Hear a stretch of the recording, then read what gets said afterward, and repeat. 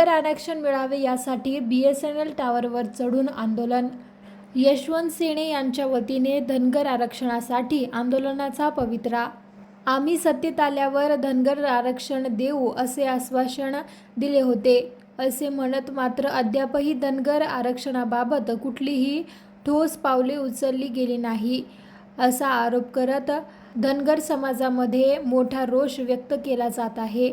सध्या मुंबई येथे आझाद मैदानावर मल्हार सेनेच्या वतीने सुरू असलेल्या आंदोलनाचा आज 9वा दिवस असून तरीही शासनाकडून दखल घेतली जात नसल्याचे आज संपूर्ण महाराष्ट्रातील धनगर संघटनेच्या वतीने आंदोलनाचे हत्यार उपसले आहे. यशवंत सेनेच्या वतीने टावरवर चढून आंदोलन करण्याचा इशारा देण्यात आला होता. त्या अनुषंगाने यशवंत सेनेचे नेते आंदोलन सम्राट गजानन बोरकर यांनी जानेफळ येथील BSNL टावरवर चढून आंदोलन सुरू केले आहे. जय मल्हार. मी गजानन बोरकर, यशवंत सेना बुलढाणा जिल्हा संपर्क प्रमुख. आमचे नेते दीपक भाऊ बोराडे हे मुंबई आझाद मैदान येथे